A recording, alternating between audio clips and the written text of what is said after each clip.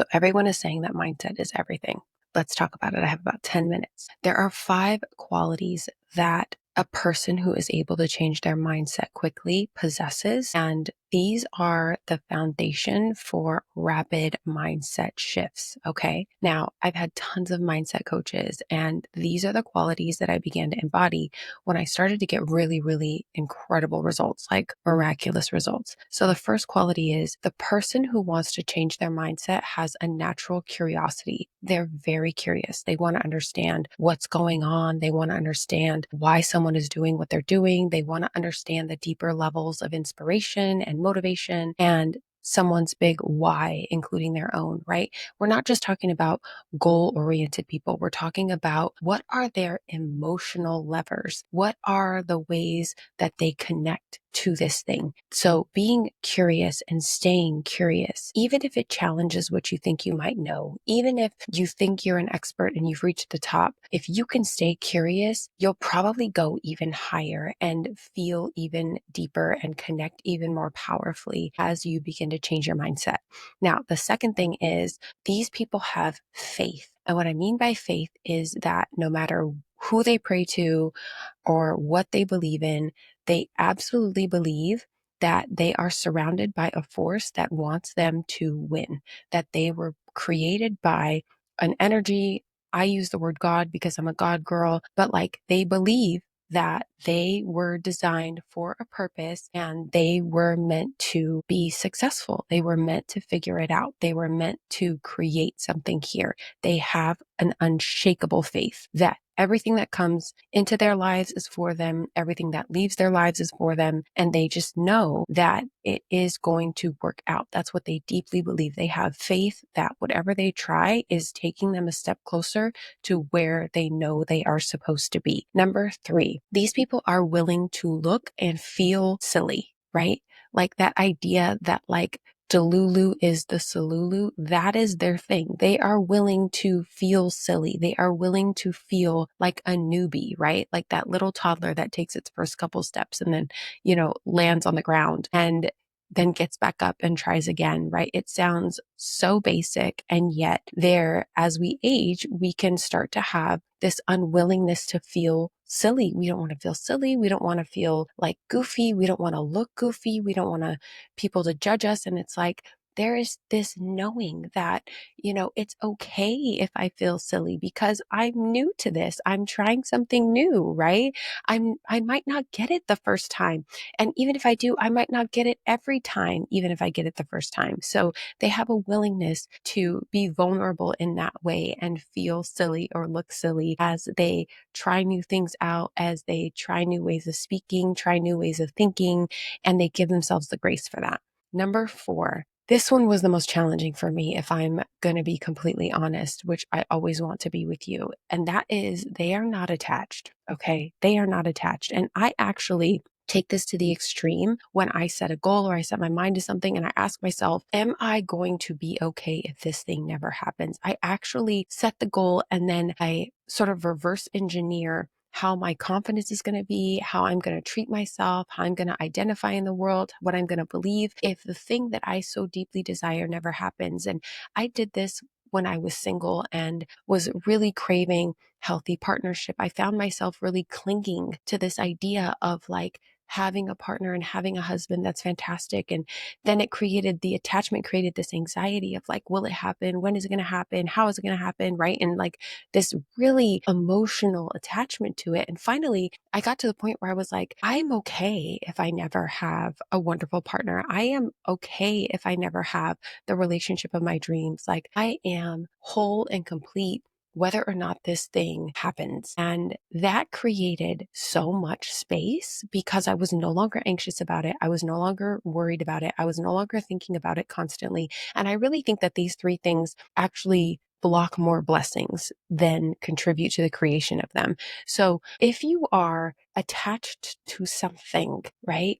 Practice letting go of it. Practice landing in a space where, you are okay without it. You feel confident without it. You feel like I am good in the world as myself if this thing never happens, right? And those attachments, they can be really powerful identifiers of where maybe we ever so subtly protect our insecurities, or still have investments in unworthiness with ourselves, or still feel like not enough. And so if you feel like you're overly attached to something, or even if you feel like you're pretty attached to something, look at maybe what insecurities might be there, right? Look at where your worthiness might need to be re-examined, and you could turn the volume up on that, because that's really what I found out when I was single and wanting to be in healthy relationship, was I felt that, like, because I had already been married and divorced, and because I had had 2 relationships or 3 relationships that didn't really work out in the way that maybe I had wanted them to, I felt like I was a failure at relationships.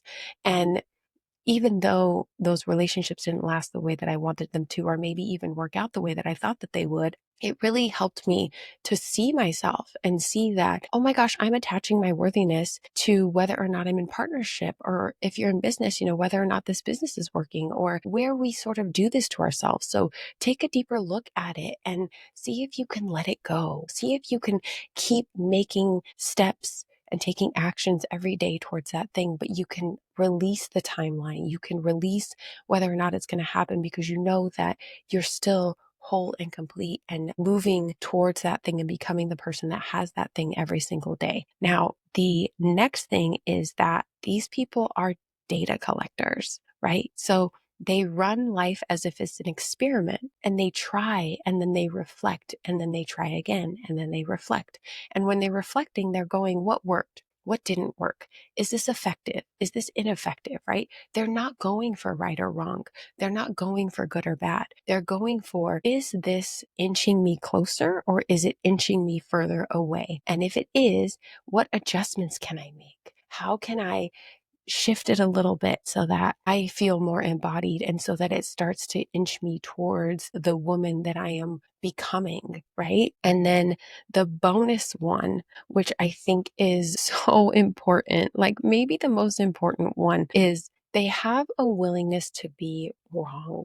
Okay. They have a willingness to take what they thought they know and have it be challenged, and have it be incorrect, have it be inaccurate. Like when I was, again, I'm going to use the single example because I think it's so powerful, but like when I was single, like I was wrong about so many things when it came to men, and when it came to relationships, and when it came to being in partnership, like, and it's not that I was wrong. It's just that what I thought was true was not going to produce the kind of relationship that I really desired. It wasn't going to produce the connection, the type of connection that I really desired. The beliefs were going to contribute to me being in a partnership that was very similar to the partnerships that we see so common in the world, right? Like transactional and kind of shallow, and really lacking some of the qualities that I really wanted to have in my partnership. And so I got to be willing to be wrong and be like, oh, I've believed this for 20 something years or 30 something years, and it actually doesn't have to be true anymore. And I can let it go. And I don't have to make myself like a bad person for believing that. Of course I would believe that, right? It's what's reflected back to us in so many levels, in movies and TV shows and music, and in couples that I saw growing up. So of course I took it as truth. And the reality is that it can still be true, not for me though. It doesn't have to be true for me. And if I could let it go, and the faster I let it go, the more space I created for something new, and for a new belief to come through, and a new possibility to come through. And if you know anything about mindset is really anchored in our beliefs and what we believe to be true. And so I believed in healthy partnership. I believed that there could be really beautiful marriages that were happy a lot of the time, most of the time, and that, you didn't have these crazy explosive fights, or you didn't have these people who were unfulfilled in certain ways because, they weren't able to be fully themselves in partnership. I really believe that, like, you could have a healthy partnership, and you could also be fully fulfilled, and you could be happy, and you could have, all the things that you would want in a partnership. And so these are the qualities that, if you're looking to change your mindset fast and you feel like it's not unfolding for you, maybe ask yourself, am I being curious? Am I walking in faith? Am I really practicing building that faith muscle? Am I willing to look and feel silly for a period of time, right? Am I willing to be that little toddler that's taking a few steps and then sitting down and then getting back up and then taking a few more steps, And then am I attached How attached am I to this thing? Do I need it, right? Do I need it? Or am I good and whole and confident, even if it doesn't happen? And am I willing to work towards it, even if I don't see results right away? And then be a data collector, take a look, make an attempt, and then reflect on it and ask, was it effective? Was it ineffective? Maybe it wasn't totally ineffective. Maybe there were pieces that you will keep and then add something new the next time you try it out, right? So be a data collector. And then the final one is be willing to be wrong. Be willing to be challenged, be willing to be psychologically flexible, be willing to let old things go that might be true in some instances, but they won't be true for you because you're choosing a different outcome. You're creating a different outcome. So play with these. Let me know which ones you loved, and I will talk to you soon.